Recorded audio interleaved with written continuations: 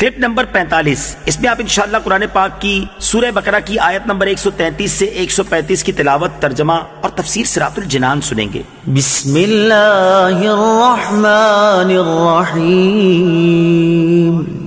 ترجمہ: اللہ کے نام سے شروع جو نہایت مہربان رحمت والا ہے۔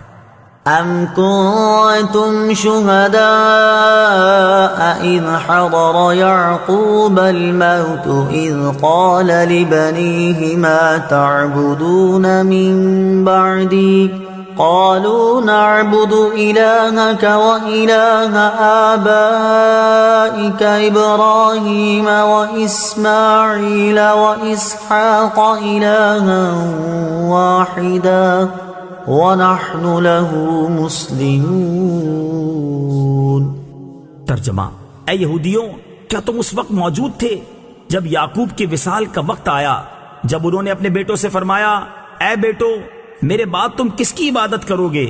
تو انہوں نے کہا ہم آپ کے معبود اور آپ کے آباء و اجداد ابراہیم اور اسماعیل اور اسحاق کے معبود کی عبادت کریں گے جو ایک معبود ہے اور ہم اس کے فرما بردار ہیں۔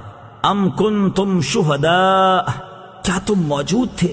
تفسیر صراط الجنان میں ہے یہ آیت یہودیوں کے حق میں نازل ہوئی۔ انہوں نے کہا تھا کہ حضرت یعقوب علیہ السلام نے اپنی وفات کے روز اپنی اولاد کو یہودی رہنے کی وصیت کی تھی۔ اللہ تعالیٰ نے ان کے اس بہتان کے رد میں یہ آیت نازل فرمائی۔ آیت کے معنی یہ ہیں کہ اے بنی اسرائیل، کیا تمہارے پہلے لوگ حضرت یعقوب علیہ السلام کے آخری وقت ان کے پاس موجود تھے، جس وقت انہوں نے اپنے بیٹوں کو بلا کر ان سے اسلام و توحید کا اقرار لیا تھا، اور یہ اقرار لیا تھا جو آیت میں مذکور ہے وَإِلَٰهَ آبَائِكَ، اور تمہارے باپ دادا کے معبود۔ تفسیر صراط الجنان میں ہے حضرت اسماعیل علیہ السلام کو حضرت یعقوب علیہ السلام کے آبا یعنی باپوں میں داخل کیا، حالانکہ آپ حضرت یعقوب کے حقیقی والد نہ تھے۔ یہ اس لیے کہ آپ علیہ السلام ان کے چچا ہیں، اور چچا بمنزلہ باپ کے ہوتا ہے، جیسا کہ حدیث شریف میں ہے۔ اور آپ علیہ السلام کا نام حضرت اسحاق سے پہلے ذکر فرمانا دو وجہ سے ہے۔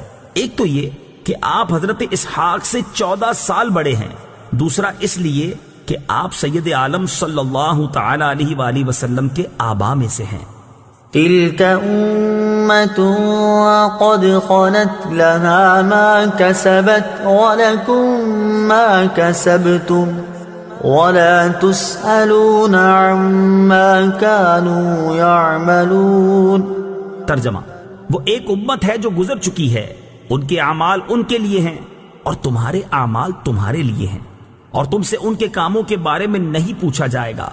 تلک امت، وہ ایک امت ہے۔ تفسیر صراط الجنان میں ہے جب یہودی دلائل میں عاجز ہو جاتے تو آخر کار کہہ دیتے تھے کہ اگر ہمارے عقائد و اعمال غلط بھی ہوئے تو ہمارے باپ داداؤں کے اعمال ہمارے کام آ جائیں گے اور ان سے ہماری نجات ہو جائے گی۔ ان کی تردید میں یہ آیت آئی کہ وہ سب گزر چکے، ان کے اعمال ان کے لیے ہیں اور تمہارے اعمال تمہارے لیے، تمہیں ان کے اعمال کام نہ آئیں گے۔ اس سے معلوم ہوا کہ آخرت میں اپنے اعمال کام آئیں گے، اور اگر عقیدہ خراب ہو تو کسی کو دوسرے کے عمل سے فائدہ نہ ہوگا۔ وَقَالُوا كُونُوا هُودًا أَوْ نَصَارَىٰ تَهْتَدُوا قُلْ بَلْ مِلَّةَ إِبْرَاهِيمَ حَنِيفًا وَمَا كَانَ مِنَ الْمُشْرِكِينَ۔ ترجمہ: اور اہل کتاب نے کہا یہودی یا نصرانی ہو جاؤ، ہدایت پا جاؤ گے۔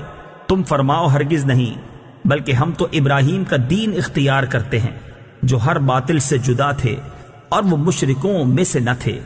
کونو، ہو جاؤ۔ تفسیر صراط الجنان میں ہے حضرت عبداللہ ابن عباس رضی اللہ تعالی عنہما نے فرمایا کہ یہ آیت مدینہ کے یہودی سرداروں اور نجران کے عیسائیوں کے جواب میں نازل ہوئی۔ یہودیوں نے تو مسلمانوں سے یہ کہا تھا کہ حضرت موسیٰ علیہ السلام تمام انبیاء میں سب سے افضل ہیں، اور توریت تمام کتابوں سے افضل ہے، اور یہودی دین تمام ادیان سے اعلیٰ ہے۔ اس کے ساتھ انہوں نے حضرت سید کائنات محمد مصطفیٰ صلی اللہ تعالی علیہ وآلہ وسلم، انجیل شریف اور قرآن شریف کے ساتھ کفر کر کے مسلمانوں سے کہا تھا کہ یہودی بن جاؤ۔ اسی طرح نصرانیوں نے بھی اپنے ہی دین کو حق بتا کر مسلمانوں سے نصرانی ہونے کو کہا تھا، اس پر یہ آیت نازل ہوئی، بل ملت ابراہیم، بلکہ ابراہیم کا دین۔ تفسیر صراط الجنان میں ہے، ارشاد فرمایا کہ اے حبیب صلی اللہ تعالی علیہ وسلم، آپ یہودیوں اور عیسائیوں کو جواب دے دیں کہ جب کسی کی پیروی ضروری ہے تو ہم حضرت ابراہیم کے دین کی پیروی کرتے ہیں جو کہ تمام فضائل کا جامع ہے، اور حضرت ابراہیم علیہ السلام ہر باطل سے جدا تھے اور وہ مشرکوں میں سے نہ تھے۔